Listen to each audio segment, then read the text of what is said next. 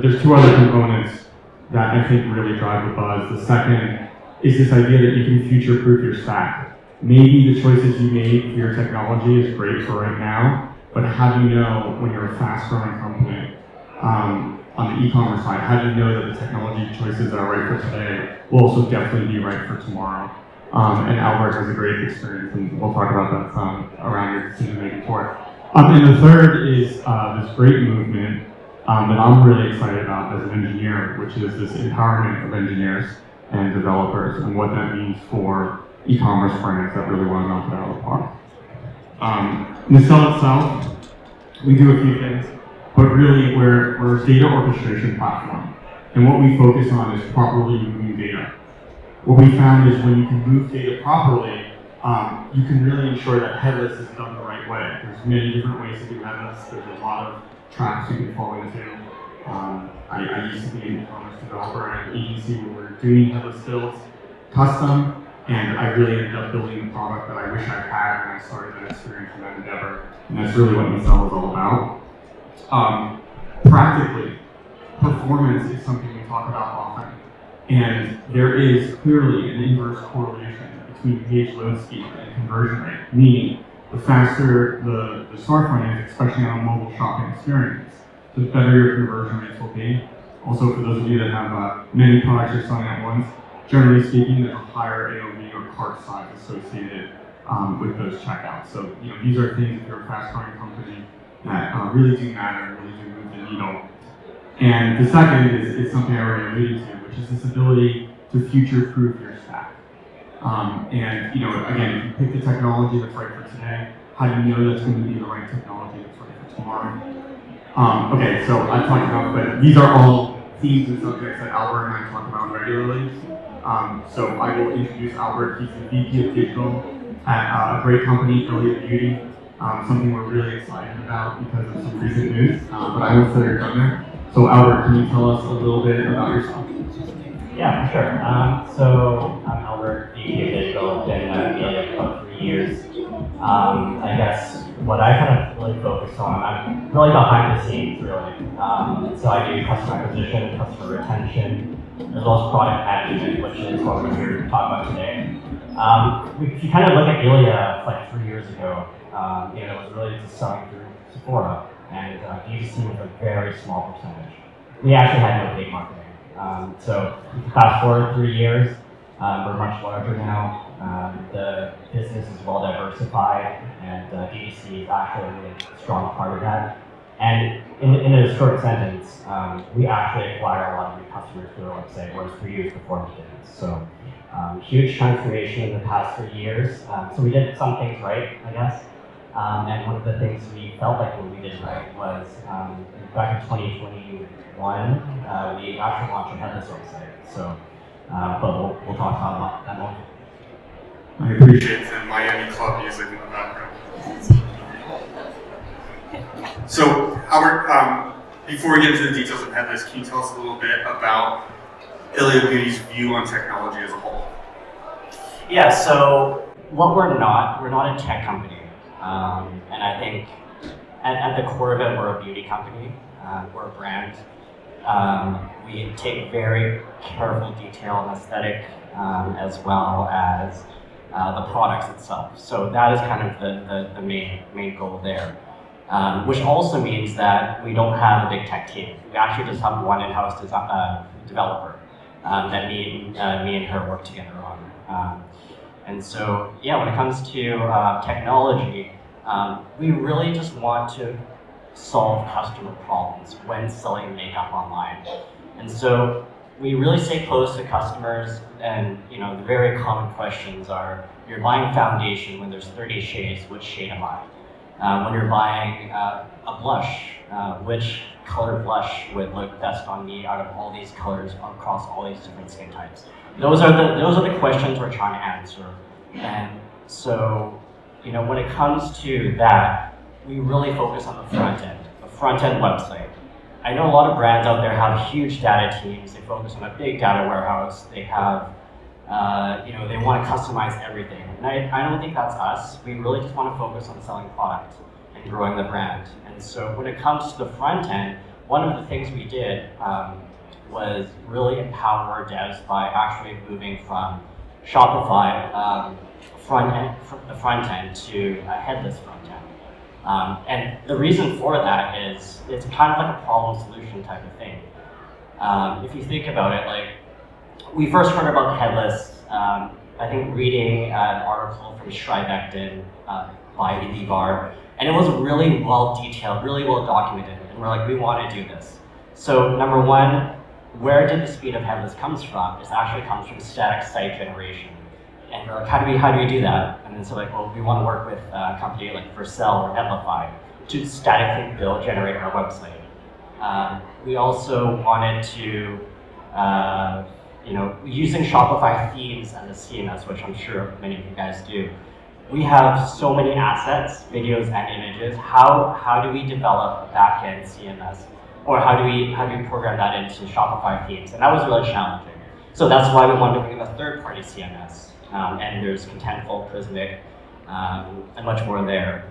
Shopify is great for a pin and order management, so we wanted to stay there. And Shopify ecosystem as well. So if I have to pull a cohort report, or if I have to figure out the lifetime value of a specific product, just one click install an app, and I have my answer. I don't need a data team for that. And I think lastly, developers on Shopify, they work on Liquid as a programming language, and I really want to empower our devs, because devs are actually one of the superheroes, and it's one of the most important relationships at work, actually, is with your dev. And I wanted to empower her with a modern framework, and that could be a Vue or React. And so how do I work with all these platforms that I want to bring in? Well, this is where Nacelle is able to help us. So you ended up choosing Nacelle that was powering a Vue Nux storefront. But one thing that's really unique about your situation, Albert, is usually folks talk about a team of developers, to do the headless build. But tell us a little bit about your team and how that was done. Yeah, for sure. So we only have like one part-time dev, and if you rewind the clock to 2021 when we first did this, we had good momentum. Acquisition had momentum, retention had momentum.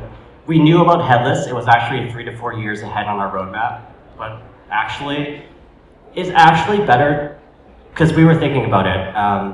It's actually less risky to do it when you're small, because the bigger website you have, so much modules, so many pages, so many features that you've built out. You basically need to refactor those. And we just thought that we were on a really good trajectory. The brand was growing. We're releasing really good products. Let's just do it.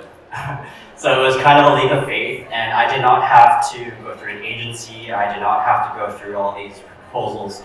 It was really just a decision of, let's do it. One developer, not a team of developers. Right? Correct, and as I understand, that's really rare though. So, but she's very good at what she does. Yeah, like I said, your developer is kind of a superhero, and you have to have a great relationship with them, and you really want to just empower them, just like how you empower any employee. No one wants to work with a calculator. You want to work on Excel, like with modern frameworks, the Ferrari type of stuff. And even though it's just one person, you got to empower them and give them some cool stuff to work with. And I think she was very motivated, and that was part of the brilliance of your front-end experience now. Is that a fair statement? Yeah, for sure. She's a lot faster. She's way more motivated, and she's solving problems with a modern framework that I think would be a little bit less exciting than it was with Shopify themes. So speaking of themes and content, which I know, ILIA Beauty is a really content-heavy web store, I would say. But tell me about the decision around your best of breed pick for the CMS. Yeah, so in Shopify themes, because we have such a heavy so many assets for, let's say, when you're choosing which shade of foundation, there's like 30 assets right there. They probably take a long time to load. We need to do bulk updates all the time on the back end of Shopify themes. We wanted to bring in a third-party CMS. So, and I know that's kind of rare, but now I'm able to, me and my marketing team were able to make updates fairly quickly. there's downsides and upsides. Shopify themes, I think when you change something to asset, it actually loads right away. So you can kind of see the impact of that. That actually, we don't see that anymore. But as far as bulk updates and just bringing in something that is not tied to Shopify, but really enhancing our workflow from marketing to get assets on the website. Meaning, if I need to make a website update, I don't need a dev or anything like that. So yeah, we chose Contentful, and again, this was our first headless build. I did not know what I was doing. Our developer did, and this is why we had to ask Nacelle and Brian on best in breed as well, and that's kind of how we got to today. This idea of what Nacelle actually did for you. Can you speak to that a little bit? Yeah. So again, it was our first build. We just heard about it from articles. We did our own research, and we had one dev beside me, like, well, let's just do it. And so throughout the whole onboarding process, we were like, what's the best in breed for static site generation? And we were like, oh, Vercel is a pretty good one. Netlify is one as well. What are some third-party CMSs? There's Contentful, and Nacelle really helped us in a Slack channel, really just walking through all these platform selections. And especially when it comes to Vue, it's a different programming language than Liquid as well. So it was a very hands-on transition, and it was only just about 3 to 4 months. So while maintaining the current website as well, which is actually pretty difficult. So the help was very appreciated. That's good for folks that might be thinking about going headless and starting their headless journey. Can you tell us a little bit about some of the things that were challenging? And I just want to specifically point out, remember, with your developer resources, you have a website now. You probably have engineers or an agency already working on that to maintain it. But this is a net new project, so actually what Albert just called out is an important point. But can you tell us a little bit about what was challenging, and if you were to go back and restart the journey, maybe a couple of things you would have done different? Yeah, so 2 things. Number 1, no more one-click install. So all those Shopify apps that it has, if it touches the front end, you gotta have a dev to install it. So that was a little bit challenging at first. And talking to a lot of maybe some of the vendors here as well, they might not fully understand headless. So when I ask a question, they gave me an answer back about headless, about that an answer related to Shopify themes. We're like, I'm not there yet. We're not, that's not our stack. So as adoption gets there, I think vendors will catch up. And the second part is, our marketing teams did not like a third-party CMS at the very beginning. They're like, what is this? Shopify is way better. Why are we doing this? But I think as time went on, when it comes to more bulk updates, especially as our assets and our pages just expanded, they really got used to it. So bring marketing into the conversation, because they might be shocked at the differences between Shopify themes and updating content versus a third-party CMS.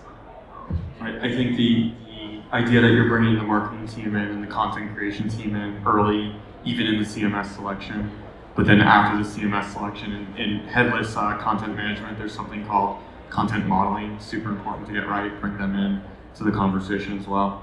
Okay. So, I know that there has been some big news in ILIA recently. Would you like to share that, and then we can jump into the conversation around it? Yeah, well, it's public information, but ILIA did get acquired by Clarins, I think, earlier this month. It was my first process. It was really interesting, actually. The most popular questions that I had answered was really, what was our tech stack going to be in like 3 to 5 years, and what are the big budget items that we need to go for? But I think my answer to that is we've actually already done the work in 2021. There's going to be better CMSs. Like, I'm not saying Contentful is the best, but in 3 to 5 years, there might be another CMS that actually comes out. And to be able to unplug Contentful and plug in that new CMS because it's better is actually quite flexible. And same thing when it comes to Vue as well. If there's a new technology that comes out, I'm just going to unplug Vue. And that's really simplistic. That sounds really easy, but it's actually not.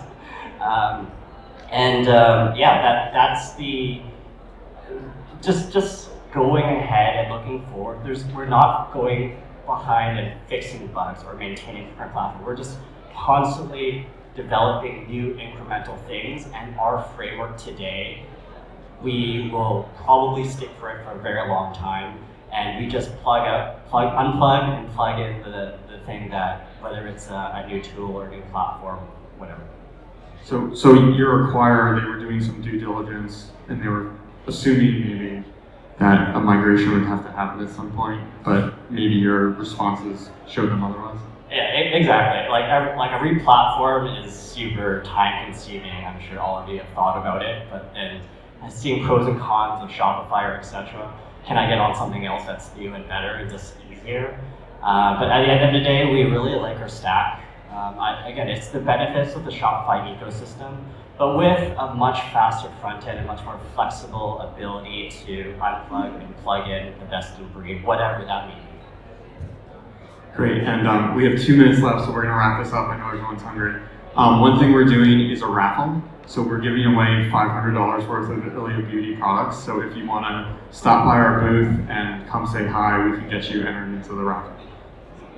Thank you so much, everyone.